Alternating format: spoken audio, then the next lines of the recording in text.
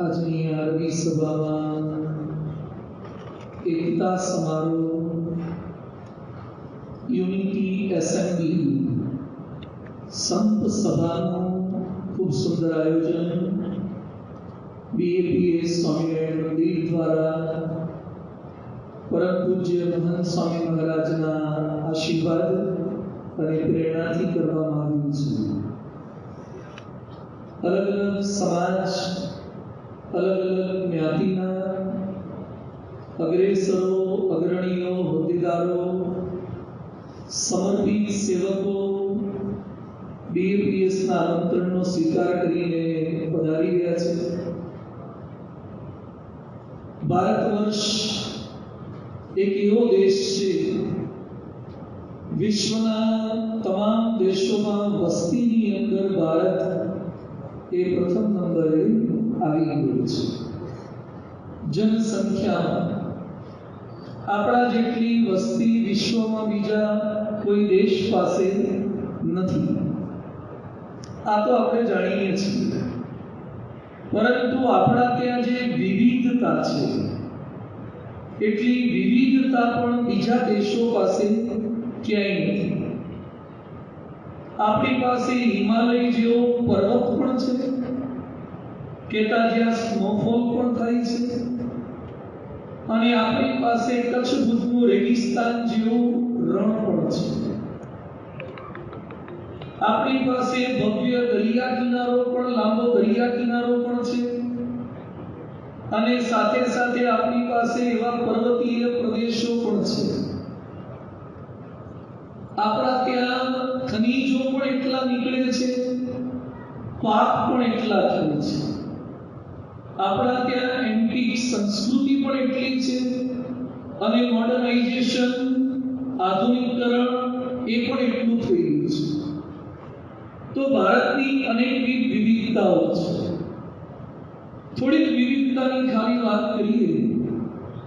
આપણે બધા અત્યારે, હું ગુજરાતીમાં બોલું છું, આપ ગુજરાતીમાં સાંભળો છો। ભારતમાં લગભગ 122 જેટલી ભાષાઓ છે। વિશ્વનો એકમાત્ર દેશ એવો હશે કે જેમાં આટલી ભાષાઓ હોય। અમેરિકા આપણા કરતા સાઈઝમાં ખૂબ મોટો, કેનેડા આપણા કરતા પણ ખૂબ મોટો, પણ આટલી ભાષાઓની વેરાયટી એ ભારતમાં જ 122 ભાષાઓ છે। આ ભાષા એટલે જે લખાય છે, બોલાય છે એ, પણ જે કેવળ બોલાય છે, લિપિ જે ગ્રંથસ્તરથી થઈ હોતી પણ ખાલી બોલાય છે, એવી લગભગ 1369 જેટલી બોલીઓ બોલાય છે। 1369 બોલીઓ, જેમ કે કચ્છી, ચરોતરમાં જાઓ તો અલગ થઈ જાય, ગઢવાલી થોડી અલગ થઈ જાય, 1400 જેટલી તો બોલીઓ આપણા ત્યાં બોલાય છે। આપણા જ્યાં જ્ઞાતિઓ, આમ તો બ્રાહ્મણ, ક્ષત્રિય, વૈશ્ય અને શુદ્ર, કૃષ્ણ પરમાત્માએ જે ભગવદ્ ગીતામાં ઉલ્લેખ કર્યો છે, ચાતુર્વર્ણ્યમ મયા સૃજમ, આ બધું મારા દ્વારા સર્જન થયેલું છે। પણ કુલ નાની મોટી જ્ઞાતિઓ, જાતિઓની ગણતરી કરે તો આશરે 3000 જેટલી જાતિઓ એ ભારતમાં વિદ્યમાન છે। છતાં પણ આવડો મોટો ભારત એક થઈને રહ્યો છે। ક્યાંક ઉપર જાઓ તો કલર જુદા છે, નીચે સાઉથમાં જાઓ તો કલર જુદા છે। ઉપર ભગવાન જુદા છે, ઉપર ગણપતિને માનીએ તો નીચે ગણપતિના ભાઈ કાર્તિકેયને માનીએ, અયપ્પા ભગવાનને માનીએ।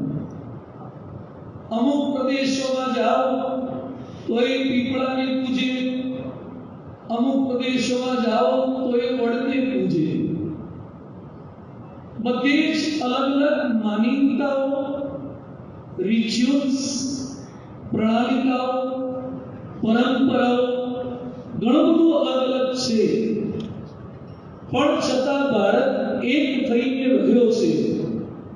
આટલા હુમલાઓ પછી, આટલા આક્રમણો પછી, આટલા આક્રાંતાઓ પછી, આટલા પ્રયાસો વિદેશીઓએ કર્યા છતાં પણ ભારત એક થઈ રહ્યો છે.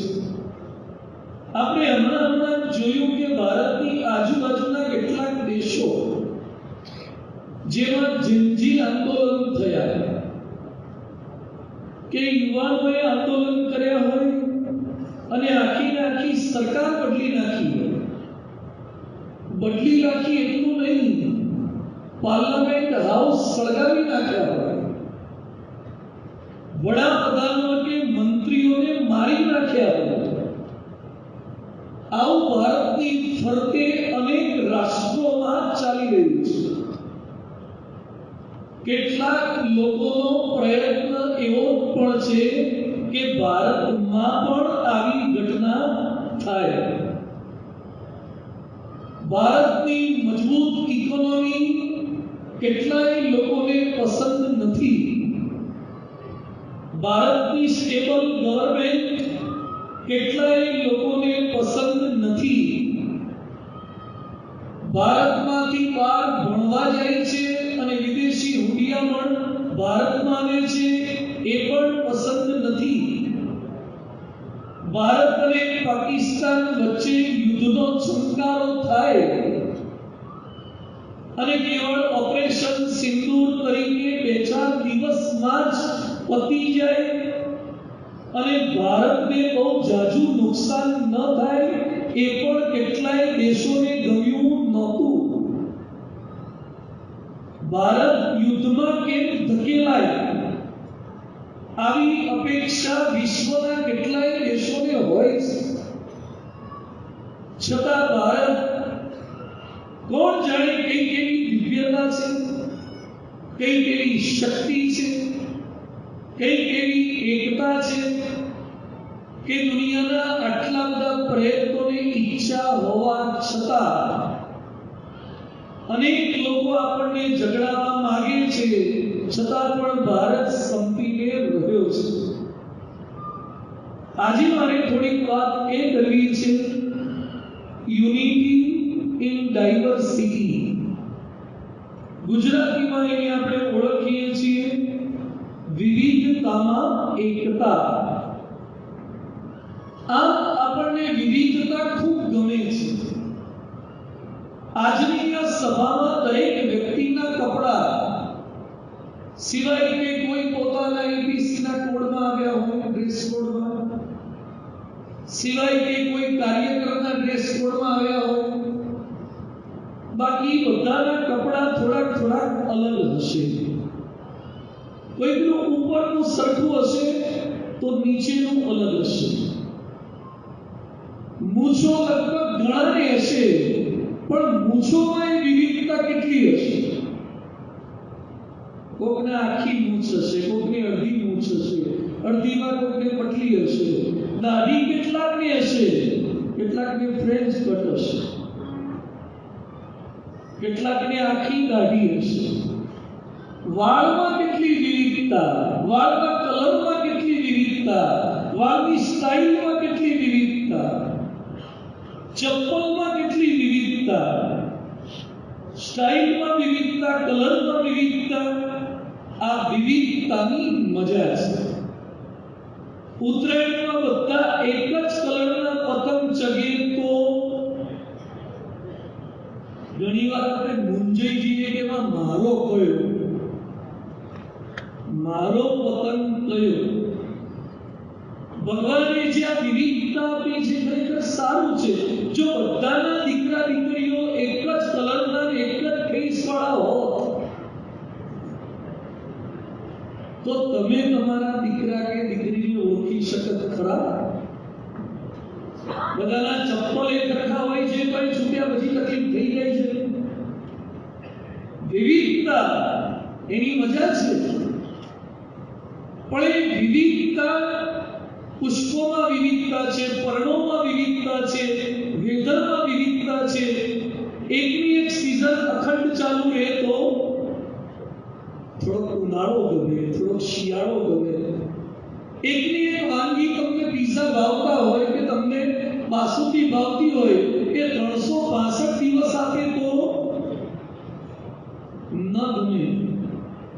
માણસને વસ્તુમાં ચેન્જ ગમે છે, માણસને વ્યક્તિની સોબતમાં ચેન્જ ગમે છે, માણસને વ્યવસ્થામાં ચેન્જ ગમે છે, માણસને વાતોમાં ચેન્જ ગમે છે. અમે આજે જે પ્રવચન કર્યું હોય એનું એ જ પ્રવચન કાલે કરીએ, પરમ દિવસે કરીએ તો પણ ન ગમે. એમાંય ચેન્જ આપણને ગમે છે, એમાંય વિવિધતા જોઈએ છે.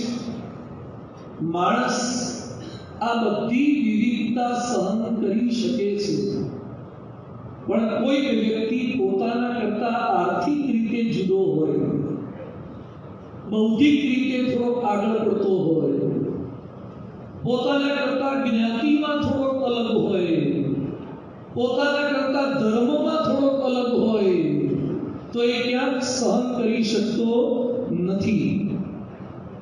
આપણે અહીંયા રાજકોટમાં છીએ, એમાં એક ભાઈ કોઠારીયાના હોય, બીજા કાલાવાડના હોય, ત્રીજા રણછોડનગરના હોય, અને પછી બધા ભેગા થાય જમવા. તારે બાજુવાળા બેઠા હોય પૂછે તમે ક્યાંના? એ કે રણછોડનગરના. હો તમે રણછોડનગરના. બે ખાલી એક એરિયાના ભેગા થઈ જાય તો પણ એની મજા આવે.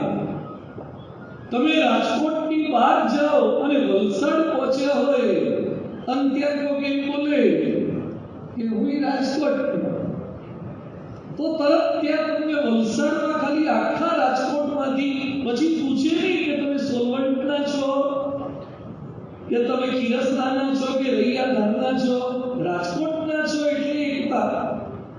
તમે ગુજરાતની બહાર ગયા હોય, ધારો કે કેરળમાં તમે ગયા કે રામેશ્વરમાં ગયા અને કોઈ ગુજરાતી બોલતો સંભળાય નહીં, આપણો વાળો એ વખતે ગુજરાતના કોઈ પણ શહેરનો તમને પોતાનો લાગે અને તમે અમેરિકા કે યુરોપ જતા રહ્યા હોય, એમાં એક ઇન્ડિયન ચામડી દેખાય ને તો પણ તમને આનંદ થાય કે હા આપણો ભારતીય છે, ઇન્ડિયન છે, સિમ્પલ આપણું છે.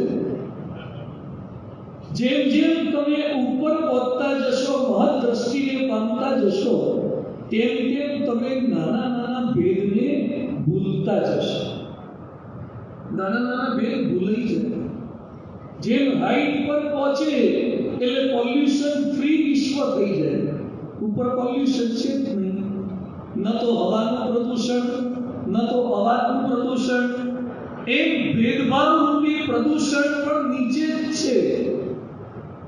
ભેદભાવ રૂપી પ્રદૂષણ પણ તમારી આધ્યાત્મિક ઊંચાઈ અમુક ન થાય ત્યાં સુધી તમને પ્રદૂષણ લાગે. અમુક હાઈટ પર પહોંચી જાઓ પછી તમને કોઈ ભેદભાવનું પ્રદૂષણ નડી શકતું નથી. આપણને આપણા શાસ્ત્રોએ, આપણા ગ્રંથોએ સતત એ શીખવ્યું છે અને ભારત વર્ષ એ છે. આ પ્રવચન દરમિયાન ક્યાંક ક્યાંક એવા જો આવશ્યક વિડીયો સમય મર્યાદામાં રહી અને પ્રયત્ન કરશું. પહેલા એક વિડીયો આપણે 28 રાજ્યો, 4000 શહેરો અને 7 લાખ કરતા વધારે ગામડા હોય એવો આપણો ભારત દેશ છે. છતાં પણ એ ભારત એક થઈને રહ્યો છે. નાના મોટા ભેદભાવ દેખાશે. જેમ માળાની અંદર બધા મણકા પરોવાયેલા છે, જેમ ફૂલ ગુલાબની અલગ શોભા છે, મોગરાની અલગ શોભા છે, હજારીની અલગ શોભા છે, પણ ફૂલ એટલું જુદું રહે તો એ ભગવાનના પગમાં મુકાય. પણ હજારી ભેદ ભૂલીને ગુલાબ સાથે, મોગરા સાથે, ચમેલી સાથે જોડાઈ જાય અને હાર બની જાય તો ભગવાનના કંઠમાં આરોપ લાગે. છૂટું ફૂલ પગમાં મુકાય. પણ જો બધા જોડાઈ જાય તો ભગવાનના હાથમાં એક વૃક્ષ બની જાય કે હાર બની જાય. આપણને વેદો ઉપનિષદોએ આ શીખવાડ્યું. સંગચ્છત્વમ સંવદત્વમ, સાથે બોલો. સાથે ચાલો, સબકો મનાનસી જાનતાન, એક મનવાળા થવા. કદાચ આ શ્લોક ઓછો ખબર હશે, પણ આજે હું મંગલાચરણમાં જે શ્લોક બોલ્યો, ઓમ સહના ભવતુ, આ શ્લોક અહીંયા બેઠેલા તમામને વત્તા ઓછા પ્રમાણમાં આવડતો હશે. કદાચ સંસ્કૃત પરફેક્ટ નહીં હોય, પણ ભાવના તો એની સાચી હશે કે આપણે સાથે રક્ષણ પામીએ, સાથે આગળ વધીએ. આ આપણને વેદોએ, ઉપનિષદોએ બધાએ શીખવાડ્યું છે. રામચરિત માનસ કહે છે, જહાં સુમતિ તહાં સંપત્તિ નાના, જહાં કુમતિ તહાં વિપત્તિ નિદાના. જ્યાં સંપ છે ત્યાં સંપત્તિ છે, જ્યાં કુસંપ છે ત્યાં જ આપત્તિ છે. દેશના કે વિદેશના મહાન લોકોએ પણ આ વાત કરી. હેનરી ફોર્ડ, જેના નામની ગાડીઓ રોડ પર ફરે છે, ડેટ્રોઇટમાં જેનો એસેમ્બલી પ્લાન છે ફોર્ડ ગાડીનો, એ હેનરી ફોર્ડનું એક પ્રસિદ્ધ વાક્ય છે, coming together is beginning, staying together is progress, and working together is success. Railway સ્ટેશને પણ લોકો ભેગા તો હોય જ છે, પણ એક મન નથી હોતા. અરે એક ગંતવ્ય સ્થળ નથી હોતા બધાના. એક ગંતવ્ય સ્થળ હોય તો એ ડબ્બા ટ્રેન એક જ હોય, તો એ ડેસ્ટિનેશન અલગ અલગ હોય છે. એક શહેર હોય તો પણ એના એરિયા અલગ અલગ હોય છે. અહીંયા આપણને શીખવાડ્યું છે કે લાઈફમાં આગળ વધવું હોય તમારી પ્રજાએ.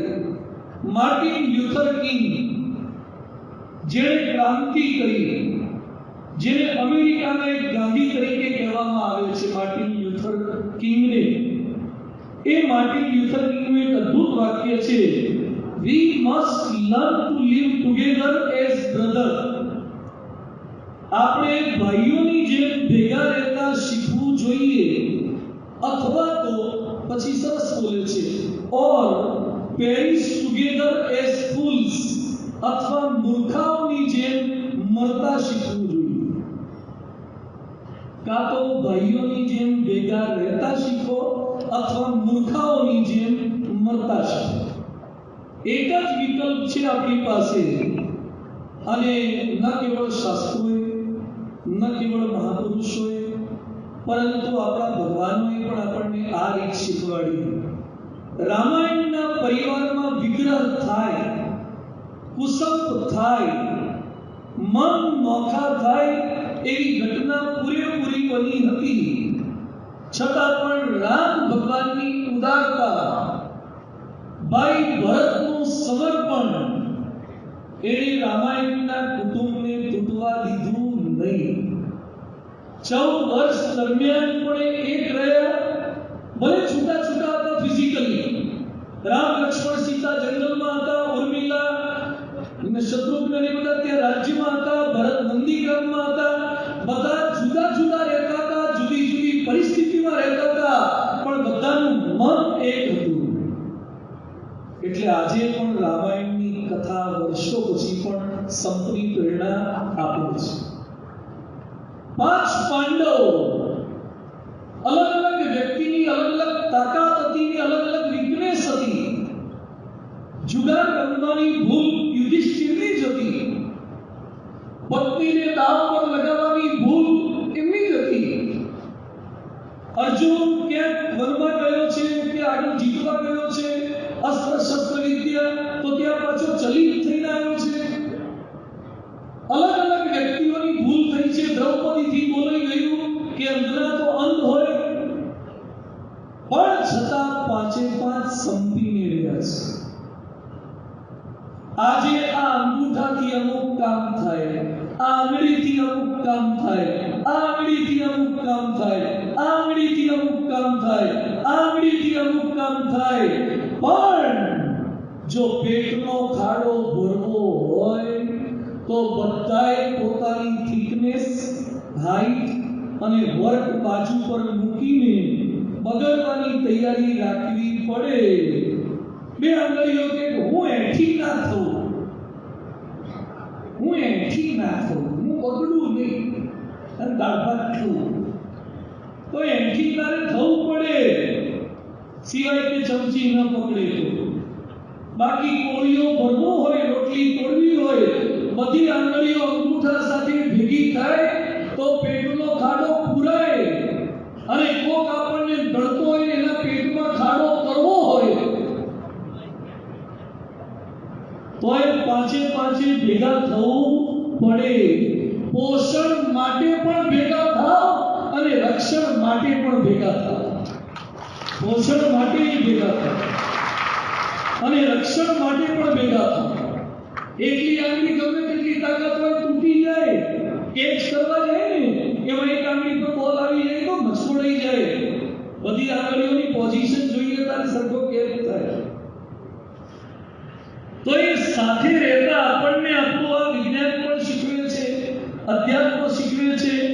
પાંડવોને જ્યારે ચિત્રસેને રાજાએ કૌરવોને બંદી બનાવી દીધા અને એ સમયે ભીમ કે છે બરાબર એ લાગતા જ છે.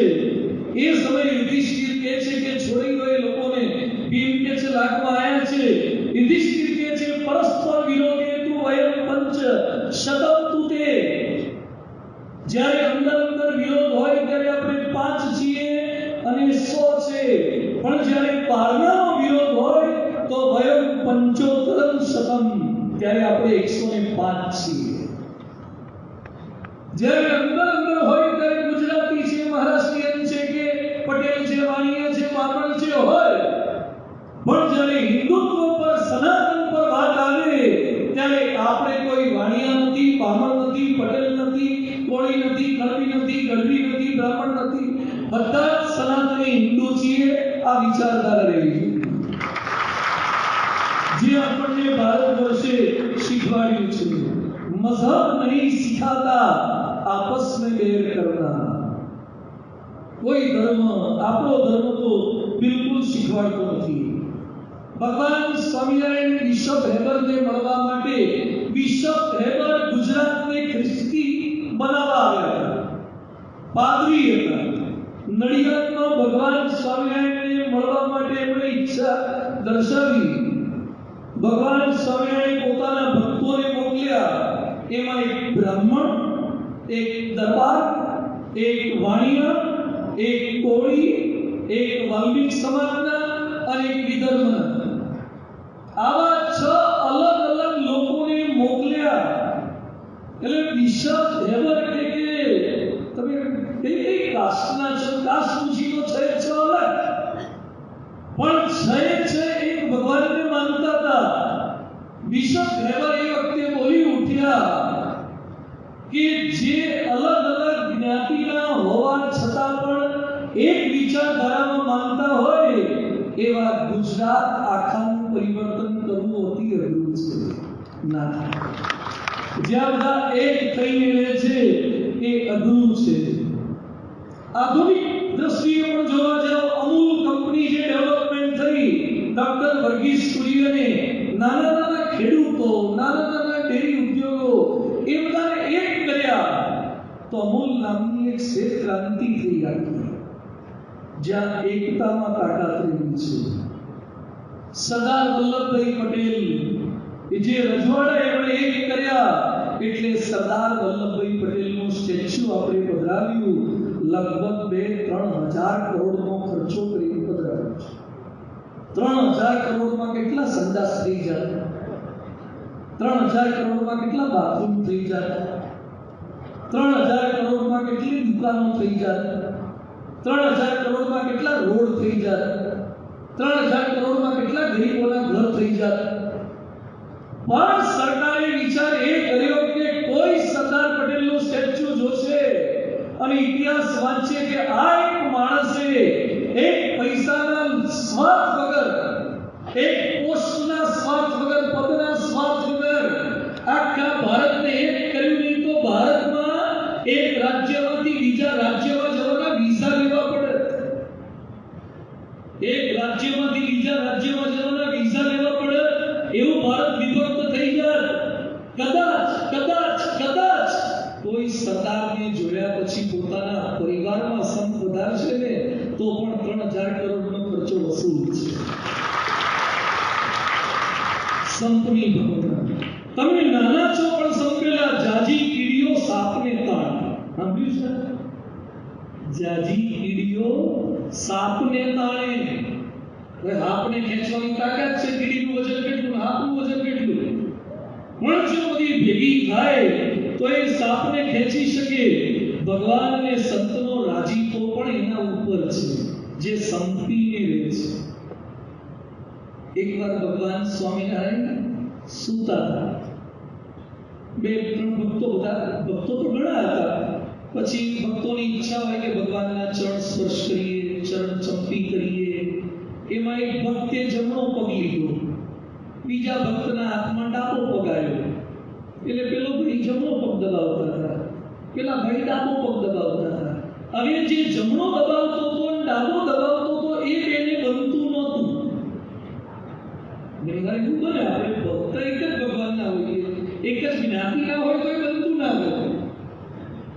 એટલે પેલો જમણા વાળો ડાબાની નજર ના હોય ને એવા ટાઈમે ડાબા પગને ચૂંટલી ભરી દેતો, અને ડાબા વાળો જમણા પગને ચૂંટલી ભરી દેતો હતો કે એનું ખરાબ દેખાય કે બરાબર દબાવતા નથી આવડતું. આવું 2-3 વાર થયું. એટલે ભગવાન સ્વામિનારાયણ કે તમારા બંનેના ઝઘડામાં પગ તો મારા જ છે, 2 પગ તો મારા જ છે.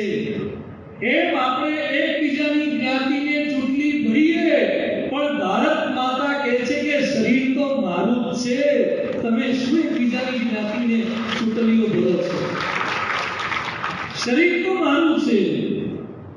પૃથ્વીરાજ ચૌહાણ હાર્યા જયચંદના કુસુમને કારણે. મિર્જાફરો જયચંદ હોય કે આવા કેટલાક લોકોએ ભારતને ગુલામ બનાવવામાં બહુ મોટો ફાળો આપ્યો છે.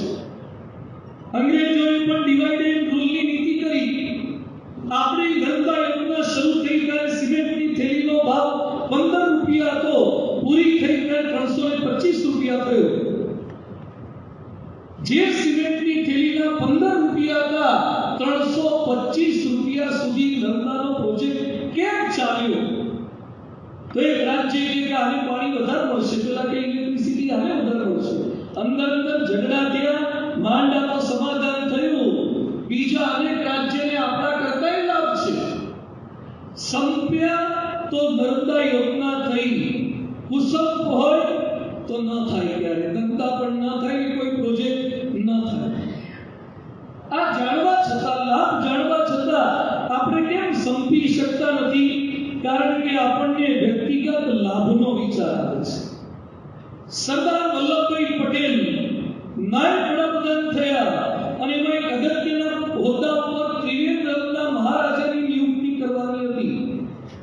એટલે કોઈએ કીધું કે સાહેબ, આ ત્રિવેન્દ્રના મહારાજાને તો તમારા માટે બહુ એલર્જી છે, તમારું ખરાબ બોલે છે, એને તમે આવી મોટી પોસ્ટ કેમ આપો છો? ત્યારે સરદાર વલ્લભભાઈ પટેલ બોલ્યા, એને મારા માટે એલર્જી છે, પણ એ ભારતનું ખરાબ કરે એવો છે?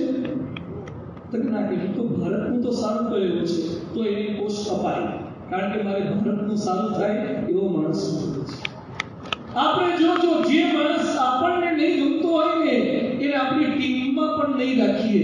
ભલે સારામાં સારો બોલર હોય, સારામાં સારો બેટ્સમેન હોય, ખબર છે કે આ બોલર સારો છે પણ મને નથી ગમતો એટલે મારી ટીમમાં ના જોઈએ. તમારે ભારતને જીતાડવું હોય તો તમને ન ગમતા હોય પણ સારા બોલર હોય ને ટીમમાં રાખવો પડે. તમને ન ગમતા હોય એવી વ્યક્તિને પણ પોસ્ટ આપવી પડે. મારાને ગોઠવે એનાથી કઈ દેશ મહાનતા સુધી ન પહોંચી શકે. બીજો વિચાર આવે છે કે બીજાને મદદ કરવાથી મને શું લાભ થાય? હું બીજાને ઘસાવું, મારે કેટલા ટકા, મારા કેટલા ટકા. મહારાણા પ્રતાપ જંગલની અંદર ઘાસની રોટલીઓ બિચારા ખાતા. શું તકલીફો મહારાણા પ્રતાપને હતી. અને એક સમય એવો આવ્યો, ઇતિહાસમાં લખાયું છે કે મહારાણા પ્રતાપ પણ એક સમયે એવા વિચારમાં આવી ગયા હતા કે હવે સરેન્ડર થઈ ગયું, પૂરું થઈ ગયું, બધું એનર્જી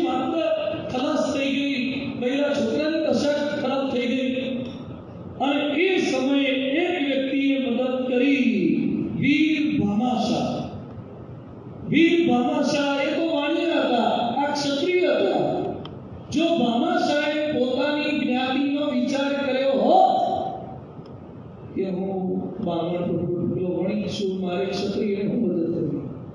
વીર ભામાશાહે એટલી મદદ કરી, 25 લાખ રૂપિયાના સિક્કા અને 5 લાખ અસરથી એટલે સોના મોર એમણે એટલી મદદ કરી હતી કે 25,000 સૈનિકોને 12 વર્ષ સુધી ભોજન જમાડી શકાય.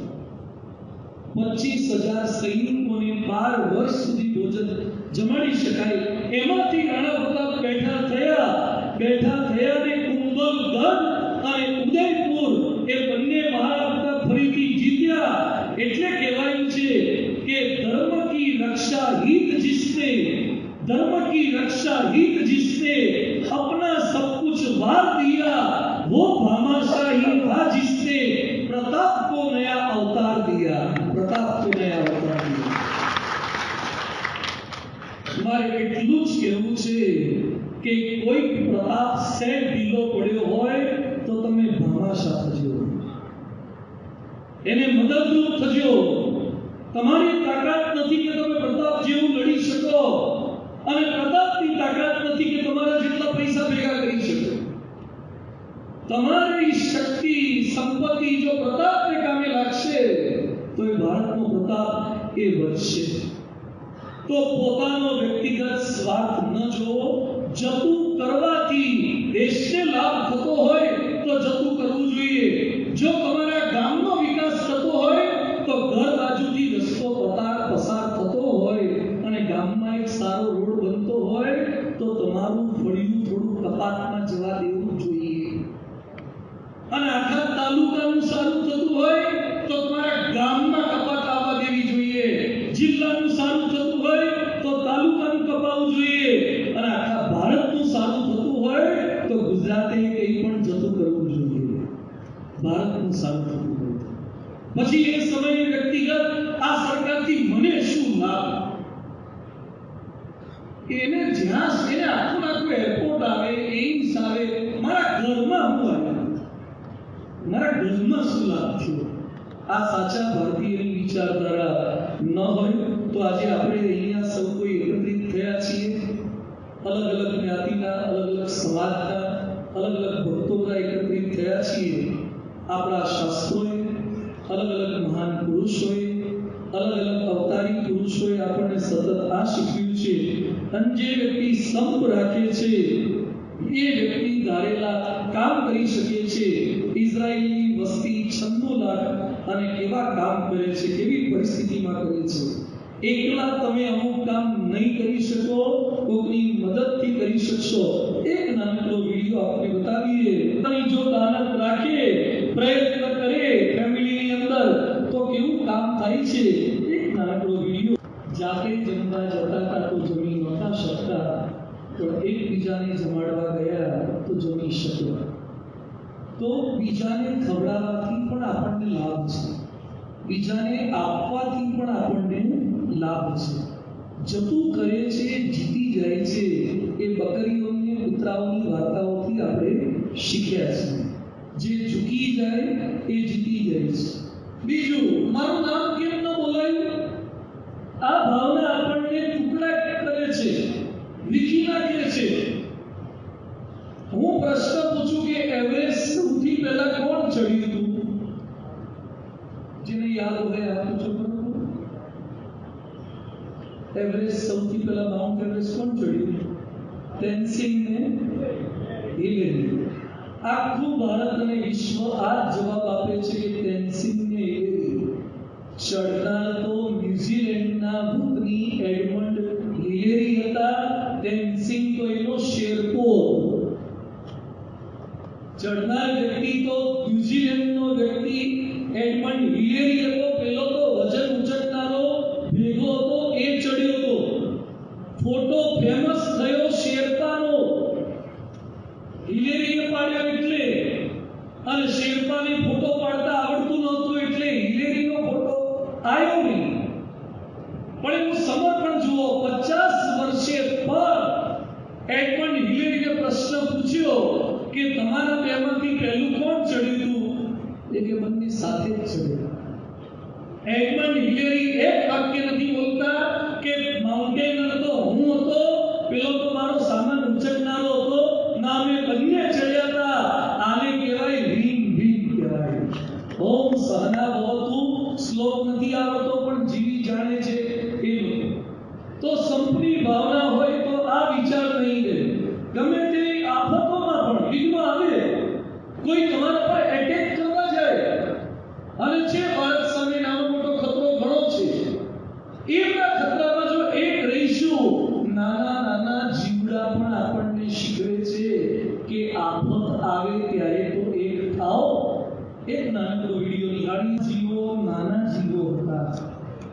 એમના પર આવેલા આક્રાંતાઓ મોટા હતા, પણ છતાં આ નાના જીવો જીવી ગયા, કારણ કે બધા સંપી ગયા, એક થઈ ગયા, એટલે જીતી ગયા છે. આ કીડીઓ હોય કે પેંગ્વિન હોય કે કરચલા હોય, એ પણ પ્રેરણા આપે છે કે સુખમય ભેગા રહો અને દુઃખમય ભેગા રહો.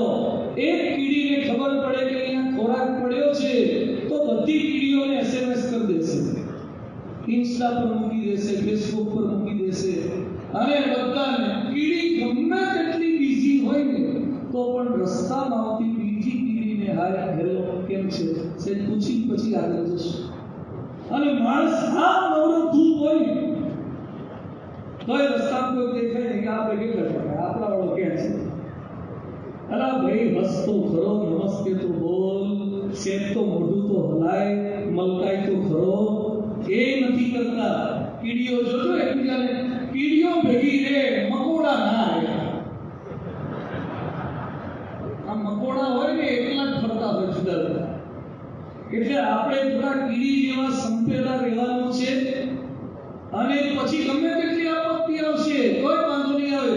અમેરિકામાં એક ટ્રી છે, એનું નામ છે રેડવુડ ટ્રી. 2500 વર્ષ જૂના ઝાડ છે. 2500 વર્ષ જૂનું ઝાડ જોઈએ તો આપણને ગિનિસ બુક ઓફ વર્લ્ડ રેકોર્ડમાં મૂકવાનું મન થાય. રાજકોટ આખું જોવા આવે કે 2500 વર્ષથી કેટલું છે આ ઝાડ. એટલે આ લોકોએ જે જમીનવાળા હોય, જીઓલોજી વાળા હોય, બોટની વાળા હોય, બધા અભ્યાસ કર્યો કે આ ઝાડના મૂળ બહુ ઊંડા છે. તપાસ કરી તો આ ઝાડના મૂળ બહુ ઊંડા નથી. તો કે વાવાઝોડામાં જેના મૂળ ઊંડા છે બધા ઉખડી જાય છે, પડી જાય છે. આ ઝાડ કેમ ટકેલા રહે છે? સંશોધન કરતા ખબર પડી કે આ જેટલા ઝાડ હોય છે એ બધાના મૂળ પહેલા થોડા ઊંડા જાય, પછી નીચે હોરિઝોન્ટલ પહોળા થાય છે, અને બાજુમાં બીજું રેડવુડ હોય એની સાથે નીચે એકદમ મૂળ ચોટી ગઈ છે. બધા બહારથી જુદા દેખાય પણ અંદર એકબીજા સાથે એટલા ચોટેલા હોય છે મૂળિયાથી, એટલે ઉપરનું કોઈ વાવાઝોડું રેડવુડના એટલે ઝાડને પાડી શકતું નથી. આજે મારે એટલું જ કહેવું છે, જ્ઞાતિથી, કદાચ ભગવાનથી, કદાચ અલગ અલગ બહારથી જુદા દેખાઈએ પણ મૂળિયાથી, હિન્દુત્વથી એવા એક રહીએ ને, દુનિયાની કોઈ તાકાત વાવાઝોડું આપણને પાડી ન શકે. આજે ખરેખર ખૂબ આનંદનો અવસર છે. પરમ પૂજ્ય પ્રમુખ સ્વામી મહારાજે ભગવાન સ્વામિનારાયણે બતાવેલી જે ઉપાસના પદ્ધતિ, જીવનની પદ્ધતિ, સ્વામિનારાયણ સંપ્રદાયમાં અનેક જ્ઞાતિના સંતો, અનેક જ્ઞાતિના ભક્તો જેને જોઈએ કે આવો મોક્ષ માગવા રહેલો, એ જ પરંપરા પરમ પૂજ્ય પ્રમુખ સ્વામી મહારાજે, પરમ પૂજ્ય મહંત સ્વામી મહારાજ 92 વર્ષની વયે સ્વામિનારાયણ ભગવાન બ્રાહ્મણ જ્ઞાતિના, ભગતજી મહારાજ દરજી પરિવારમાંથી, યોગીજી મહારાજ લોહાણા પરિવારમાંથી, પ્રમુખ સ્વામી મહારાજ પાટીદાર પરિવારમાંથી, અમારા પૂજ્ય જ્ઞાનેશ્વર સ્વામી જેના હાથ નીચે અમે 1000 ઉપરાંત સંતો ભણ્યા એ કડિયા પરિવારમાંથી, જેમના હાથ નીચે સંતો ભણ્યા એ નારાયણ સ્વામી વણિક પરિવારમાંથી, જેમણે આખા ભારતની અંદર સૌથી વધારે સંસ્કૃત ભણ્યા અમારા ભદ્રેશ સ્વામી એ બ્રાહ્મણ પરિવારમાંથી, અલગ અલગ જ્ઞાતિના, અલગ અલગ ધર્મમાંથી આવેલા, બેકગ્રાઉન્ડમાંથી આવેલા, પણ સંતો બધા એક માળાની જેમ રહે છે. એટલે બીએપીએસ સંસ્થા અબુધાબીમાં પણ સનાતનનો જય જયકાર કરી શકે છે. રોબિન્સવિલમાં સનાતનનો જય જયકાર કરી શકે છે. આજે જ્યારે આગામી દિવસોમાં માનવ ઉત્કર્ષ મહોત્સવનું સુંદર આયોજન રાજકોટને આવેલ છે, ત્યારે રાજકોટ મંદિર દ્વારા જ્યારે જે કોઈ આયોજનો થયા છે, એ પછી બ્લડ ડોનેશન કેમ્પ હોય કે કોરોનામાં રાહત કરવાની હોય, એ પછી મોટી રેલ દુર્ઘટના હોય કે ભુજનો ભૂકંપ હોય, બીએપીએસ સંસ્થા તો દોડીને સંતો સ્વયંસેવકો સાથે પહોંચી ગઈ છે, પણ સમાજનો પ્રત્યેક વર્ગ એ બીએપીએસના આયોજનોમાં ભળ્યો છે. એ અમદાવાદના શતાબ્દી મહોત્સવમાં 1 મહિનામાં 1.25 કરોડ લોકો આવ્યા. એ બતાવે છે કે સમાજના પ્રત્યેક જ્ઞાતિના લોકોએ પ્રમુખ સ્વામી મહારાજને સાચી અંજલિ આપી હતી, ઋણાભિવ્યક્તિ કરી હતી। એ રાજકોટની અંદર જન્મજયંતિ ઉજવી મોરબી રોડ ઉપર, ત્યારે પણ લાખો લોકો આવ્યા હતા। જ્યાં જ્યાં સારું થાય છે ત્યાં આપણી સંસ્કૃતિ, આપણી જ્ઞાતિ આપણને કહે છે સારું તે મારું, એમાં હંમેશા સહકાર આપવો જોઈએ। વરસાદ બધા માટે છે, પવન બધા માટે છે, એમ સારા કાર્યો પણ સૌ કોઈ માટે છે। તો માનવ ઉત્કર્ષ મહોત્સવ એ સમગ્ર રાજકોટનો છે, માનવ માત્રનો ઉત્સવ છે। એટલે છેલ્લા કેટલાક દિવસોથી મંદિરે અલગ અલગ જ્ઞાતિના હોદ્દેદારો, અગ્રણીઓ ઠાકોરજીના દર્શને સંતો સાથે મુલાકાત માટે પધારતા હતા।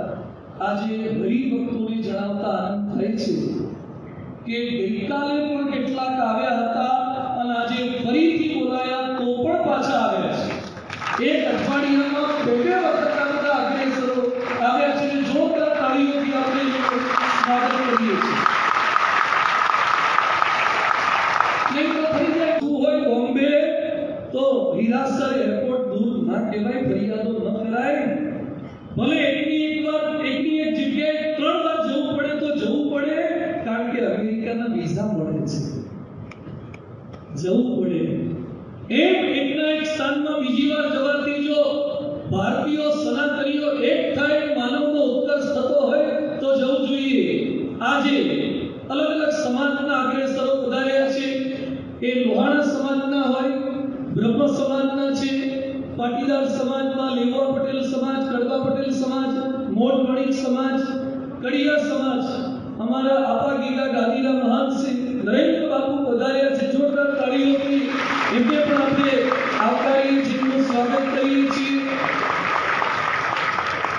ગઈકાલે અમારી મીટિંગ થઈ, કડિયા જ્ઞાતિના પક્ષમાં બધાને લાભ મળે, ફિઝિકલ લાભ મળે એના માટે કાર્યક્રમ હતો। ત્યાં નરેન્દ્ર બાપુએ જ્ઞાતિના તમામ સભ્યોને અપીલ કરી, જબરજસ્ત અપીલ કરી કે બધા આપણી જ્ઞાતિમાંથી બીજી બધી વાતો ના કરો, માથા હાજર રહેવા જોઈએ, માથા હાજર રહેવા જોઈએ। આખો કડિયા સમાજ માનવ ઉત્કર્ષમાં આવવો જોઈએ। અને પછી નરેન્દ્ર બાપુ મને એમ કહે છે કે સ્વામીજી આટલું મોટું કામ થાય છે તો ખર્ચો એ થશે, તો ઉત્કર્ષ થશે। જોરદાર તાળીઓથી એમની આ સેવા ભાવનાને આપણે વધાવીએ છીએ। અમારા કડિયા સમાજના ભક્તોએ, રમેશભાઈ ભોલિયાએ તો પોતાના 2 દીકરા આપી દીધા છે। આ કડિયા સમાજ છે જે પોતાના એકના એક દીકરા આપી દે, 2 દીકરા આપી દે, પોતાનો પરિવાર સંપૂર્ણ સેવામાં આવી જાય। અહીંયા બેઠેલા અગ્રેસરોને ખાલી જણાવવાનું કે આ સભામાં હજારો ભક્તો બેઠા છે, એમાંથી ભાગ્યે તમે કોઈ એવી કોમનું નામ બોલી શકશો જે અહીંયા નહીં હોય। દરેક જ્ઞાતિના ભક્તો અહીંયા બેઠા છે, દરેક ગોળના ભક્તો અહીંયા બેઠા છે। એ તનથી, મનથી, ધનથી સર્વ પ્રકારે ઘસાય છે। તો અલગ અલગ સમાજ, મોચી સમાજ પધાર્યો છે, વાળંદ સમાજ પધાર્યા છે, દરજી સમાજ પધાર્યા છે, કાઠી દરબાર સમાજ પધાર્યો છે, સોરઠિયા પ્રજાપતિ સમાજ છે, પરજીયા સોની છે, ગઢવી સમાજ છે, અગ્રવાલ સમાજ છે, સગર સમાજ છે। આવા અલગ અલગ સમાજના બધા આગેવાનો પધાર્યા છે। જોરદાર તાળીઓથી આપણે તમામ સમાજના અગ્રણીઓને વધાવીએ છીએ, આને સત્કારીએ છીએ અને આપણે બધા સાથે મળીને કટિબદ્ધ થઈએ। યુનિટી ઇન ડાયવર્સિટી, सब क्या जब आपने बोला चाहे ज्ञाति अलग है हम भारतवासी एक है। હું બોલીશ ચાહે જ્ઞાતિ અલગ है, બધાએ જમા ઊંચો કરીને બોલવાનું, हम हिंदुस्तानी एक है। चाहे ज्ञाति अलग है